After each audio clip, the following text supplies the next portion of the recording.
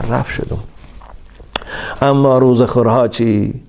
کسانی که طاقت روزه نداشتند، نسبت روزه نفرت داشتند، نسبت روزه تنبلی و بی‌پرواگی کردند، شهوت و نفس بر بالای خودشان غالب کردند، در ماه رمضان از مردم و از خدا شرم نداشته در چایخانه ها و طربخانه ها غذا خوردن و شراب نوشیدن. خدا به اونها چی میگوید؟ اعوذ بالله من الشیطان الرجیم کلوا و تمتعوا قلیلا انکم مجرمون. شما الان خوردن گیره، در این ماه که بندگان من روزداران و شما تحقیر رمضان و روزداران کردی ایستاده خوردن گیره نوشیدن گیره. اندک زمان است، خواه 1 سال، خواه 5 سال، خواه 10 سال، شما حتما به جزای این قانون شکنیتان میرسید، زیرا شما جنایتکارید. جنایتکار در هیچ عصر و زمان از قانون دولت نجات نمییابد. شما هم از قانون خدا، از عذاب خدا خلاص نمیشوید. آن روز در زندان پرعذاب دوزخ میسوزند، آن روز از دیدن جمال خدا محرومند. کلا انهم عن ربهم یومئذ لمحجوبون. بنابراین عزیزان من، رمضان مبارک به پاکی روزه گیرید. نگوید سال دیگر که نفقه برام بر روزه میگیرم، نگوید که سال دیگر که تعطیل برام بر روزه میگیرم. توبه را فردا گذاری، عمر فردا را کی دید؟ ماه رمضان ماه مسابقه است. خوشا به حال کسانی که در این میدان مسابقه کوی سبقت بردند و جای اول گرفتند و به مکافات نائل شدند. وای به حال کسانی که در این میدان مسابقه عقب موندند، تنبلی و سستی کردند، شرمنده و خجالت شدند. این سخن حضرت امام حسن مجتبی است. بنابراین عزیزان من، این ماه استفاده برید.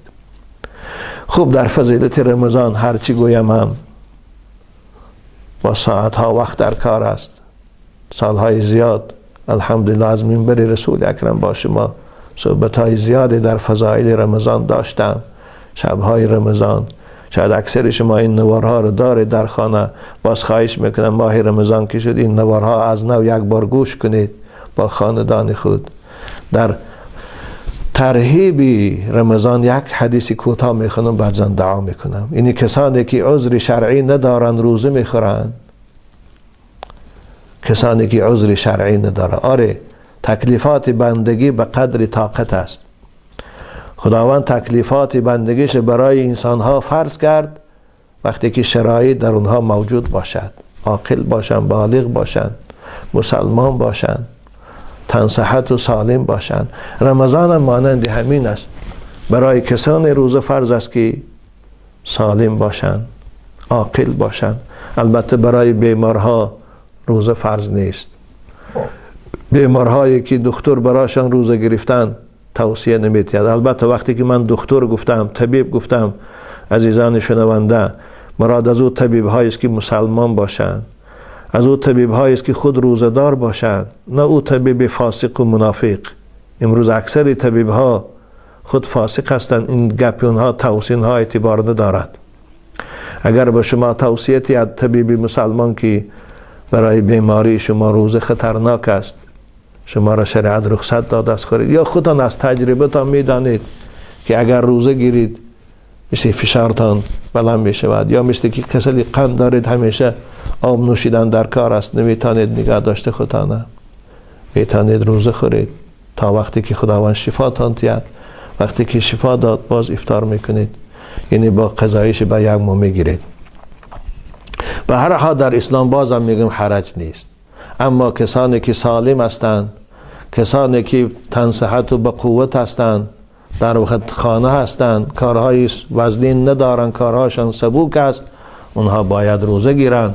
زیرا رسول اکرم میفرمایند من افطر یوما من رمضان من غیر رخصت رخصها الله فیه لم یقضی عنه صیام الدهر کله.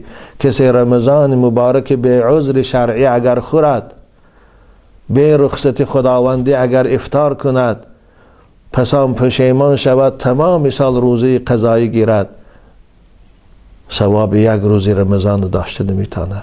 بنابر کسانی که با وجود شرایط روزه گرفتن داشتند از روی تنبلی روزشان میخورند، اگر روزه را فرض ندارند اونها کافر هستند، ما به اونها صحبت نداریم، بحث نداریم. اما از روی تنبلی و شهوت اگر روزشان خورند اونها فاسقند، اونها فردا در عذاب خدا گرفتار میشوند. بنابر شمس الدین ذهبی میگوید و عند المسلمین مقرر ان من افطر رمضان من غیر عذر، کسی که رمضان به عذر شرعی خورد فهو شر من الزانی و شر من مدمن الخمر، او بدتر از زناگار است، بدتر از عرق خور است، حتی در مسلمان بودن او شبهه است. بنابر عزیزان من بازم میگم ماه مبارک رمضان غنیمت دانی. شاید در رمضان آینده نباشی جوان عزیز، چرا دیروز من جوان 21 ساله را جنازش خواندم، روز پیشینش دخترچی 17 ساله عروسی را جنازش خواندم. بنابر نگو که سال دیگه و سال دیگه میگیرم، فرصت غنیمت است. گفتی حضرت مولوی که دوگانه کن به مرزای یگانه، همه در بندگی تو در بهانه. چگونه بنده ای تو ای خنگرو، چه سود آن دم که از لحیه کنی مو. پشیمانی در این جا کند سود، ندارد سود بینی آتش و دود. فردا پشیمان میشی عزیزی من، اما او وقت دیگر پشیمانی فایدت ندارد. بنابر رمضان مبارک به پاکی روزه گیره. ابن عباس رضی الله تعالی عنه در یک روایت که حدیث حاکم روایت میکنه، حدیث صحیح است، تصحیح هم کرد از حاکم، رسول اکرم گفتن عور الاسلام و قواعد الدین ثلاثتون، اساس اسلام و پای دیوار اسلام 3 چیز است گفتن. یکی شهادت الله اله الا الله و ان محمد رسول الله، گفتن کلمه شهادت. دوم و اقام الصلاه، 5 وقت نماز خواندن. سوم و صیام رمضان و صوم، روزه داشتن ماه مبارک رمضان. فمن ترك واحدة منها فهو کافر بالله حلال الدم. کسی اگر این 3 رکن اسلام یکیش قبول نداشته باشد او از ایمان خارج می شود. عزیزی من کوشش کن تا از این طایفه نشو. برای جوانایی که در مسافرت هستی تماشای سایتی ما رو دارید. اگر مسافر باشه کارهای وزنین دارید که غیر او دیگر جای کاری سبک براتان نیست، خصوصا در ساختمان ها کار میکنید، میتونید رمضان مبارک شما افطار کنید. وقتی که تعطیل میبرایید، وقتی که به خانه میبیایید، این یک ماه مبارک رمضان حتما قضایش دارید. اما اگر رفت شرایطتان خوب باشد، کارهاتان سبک باشد، عزیزان من نیت اقامت کرده باشه تهجایی شدن در آنجا، رمضان مبارک به پاکی و از این ثواب هایی که الان پیشتر گفتم با نصیب شوید. خداوند برای مسافران در قرآن میگوید و ان تصوموا خیر لکم. اگر شما روزه دارید، با وجود مسافر بودن، با وجود بعضی مشقت ها داشتن، باز روزه دارید به خاطر ثواب، به خاطر اجرای امر خدا. اگرچه مسافر ده خدا رخصت داده است افطاره، خدا میگه این ثواب روزه داشتن بهتر است، در پیشگاه خدا پاینده تر است. بنابراین عزیزان من خداوند همه شما را توفیق بندگی عنایت فرماید. ماه مبارک رمضان برای هممان مبارک و پربرکت و ماه اجابت دعا و ماه رسیدن به آرزوها و حاجتها من بگرداند. خداوندا چگونه از سال گذشته تا این سال ما را سلامت به رمضان رسانیدی، خدایا دعا میکنیم اگر تا رمضان آینده باز ما را سلامت داشته باشی، عمر داده باشی، توفیق از ما جدا نکن. آمین یا رب العالمین. و آخر دعوانا ان الحمد لله رب العالمین. محمد یا رسول الله،